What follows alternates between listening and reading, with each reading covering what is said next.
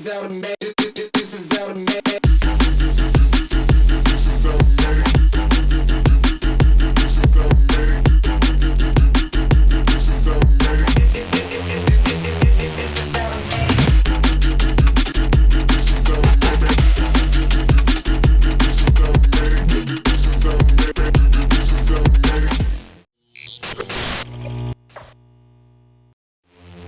こんにちは、学びオタクです。今回の動画のテーマはバージョン過渡期ではない方の旧マスターグレード100分の1サザビーになります。今回2000年に発売された旧マスターグレードのサザビーをバージョン過渡期のように手を加えてマットキャンディ塗装で仕上げたいと思います。最初の印象はとにかくでかい、箱もキットもとにかくでかいという印象が真っ先にきました。この動画は旧マスターグレードどうなの、バージョン過渡期との違いはどんなところに手を加えたという、そんな方に向けて動画を作成しています。このレビューではキットの特徴も含め組み立てや塗装で工夫した点も解説していきますので、ぜひ最後まで動画を見てもらえると嬉しいです。今回のポイントは情報量の追加、マットキャンディ塗装、バージョン過渡期のデカールを利用の3つになります。今回は昔のキットなのでプラの材質も最近のプラモデルよりもかなり硬く、加工がしづらい点は注意が必要です。また仮組みの際も一度はめると硬くて外れにくいため、このように結合部分の一部をニッパーでカットしてあげると仮組み後も分解しやすいです。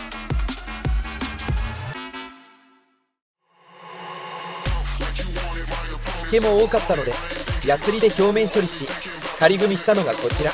全体的なフォルムに丸みがあるのが特徴ですが、近年のキットに比べるとどうしても細部の情報量が少ないと個人的に感じるので、情報量を追加していきたいと思います。私学びオタクは子供の頃にガンプラにはまり、そのままフェードアウト。2016年にプラモデル制作に本格復帰し、大人の財力で道具を買い揃えノウハウを学びながら実践し、スキルアップの過程を動画配信しております。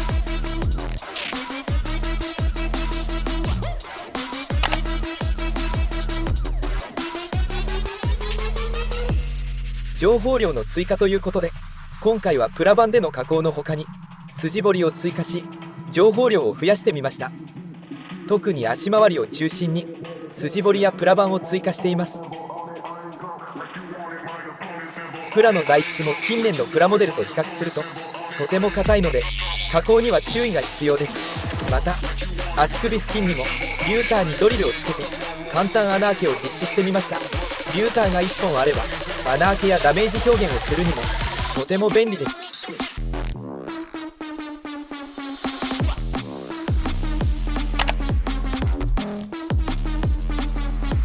いよいよ塗装です。まずは内部フレームの可動部分をマスキングして塗装の準備をします。今回は内部フレームについては艶ありで表現し、外装フレームはキャンディ塗装をして、その後艶消しをしたマットキャンディ塗装にチャレンジしたいと思います。内部フレームはガイアノースさんのスターブライトアイアンを塗装するため下地にエボブラックを塗装。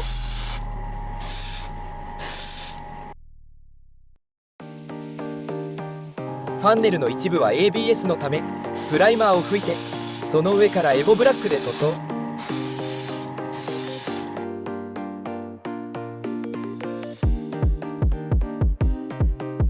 旧マスターグレードのサザビーはバックパックのプロペラントタンクが小さいのが特徴です。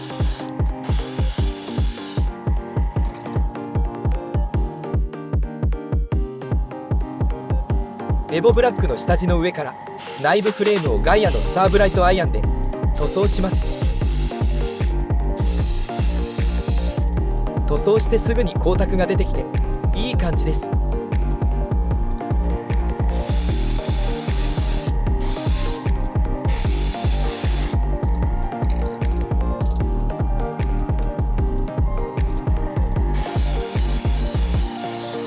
ABS だったファンネルの部分もこのように割れることなく塗装完了。外装パーツは下地からエボシルバーで塗装していきます。プラ板で加工した部分もありますが、全てエボシルバーで統一することで色のムラをなくしていきます。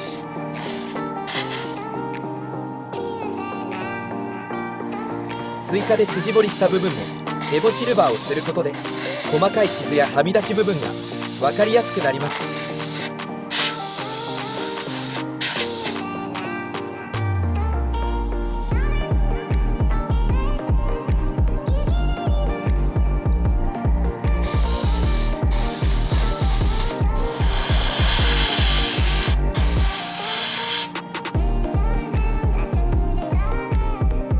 どうしても気になる傷は瞬間接着剤やセメント SP などで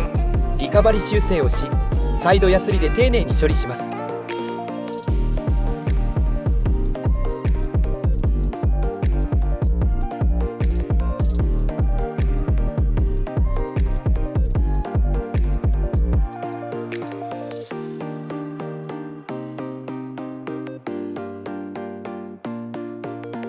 リカバリを終えたら改めてエボシルバーで塗装し、問題ないかチェックしていきます。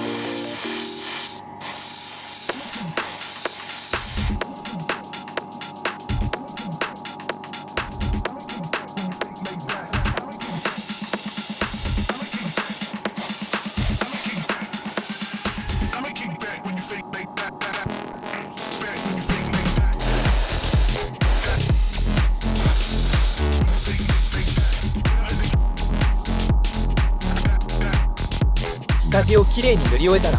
いよいよ外装パーツの塗装です。今回はクリアーレッドを塗装していきます。このキットだけで GSI クレオスのクリアーレッドを3本使用しました。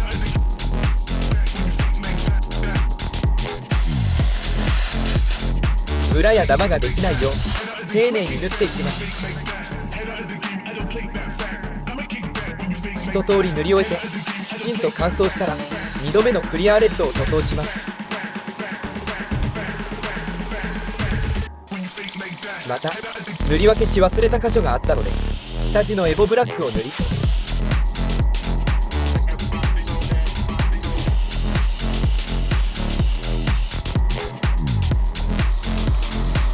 改めてスターブライトアイアンを塗装しました。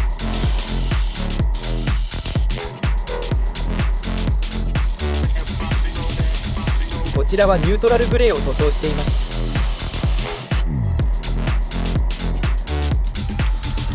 シルバー部分についてはエボブラックを下地にスーパークロームシルバー2で塗装しています。バーニアの内側はメタルブルーで塗装した後にマスキングしての塗装を実施。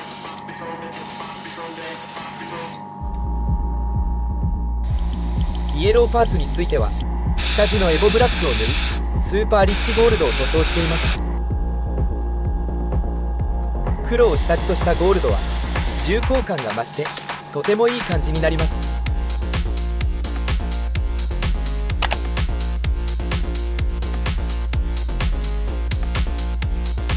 塗装を終えたら墨入れとデカールを貼っていきたいと思います。今回は付属のデカールではなくバージョン過渡期のデカールを貼っていきます。バンダイの公式サイトで説明書が公開されているのでそれを参考にデカールを貼っていきます。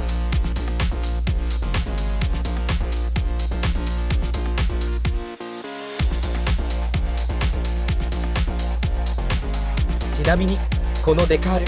貼り付けの傾きを間違えてしまいました。修正が効かないのでこの部分に関してはこのままいきます。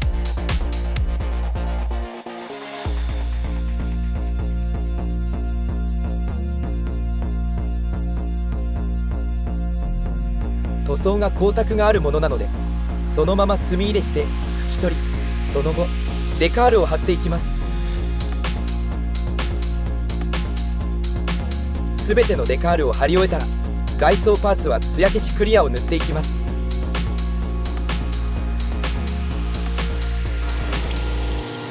まずはデカールを貼り終えた光沢パーツにデカール保護のための光沢クリアを塗装します。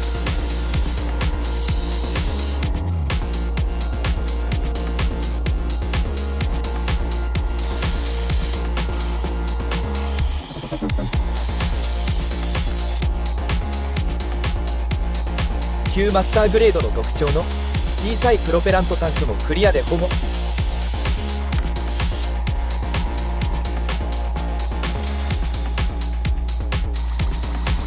外装パーツは艶消しのクリアを塗装していきます。デカールの保護にもなるので塗りすぎないように気をつけて希釈して塗装していきます。塗装後すぐは艶消しかどうかはわからないですが、乾燥するといい感じになりました。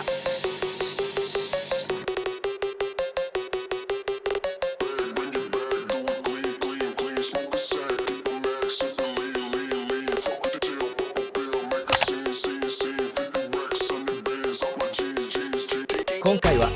旧マスターグレードのサザビーを製作してみましたが、何よりプラの材質が現在のものと比べると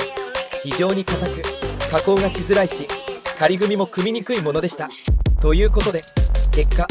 今回の旧マスターグレードのサザビーの評価はこちら。各関節にマスキングをしていたので稼働に関しては窮屈というほどではなかったのですが、プラの材質などにより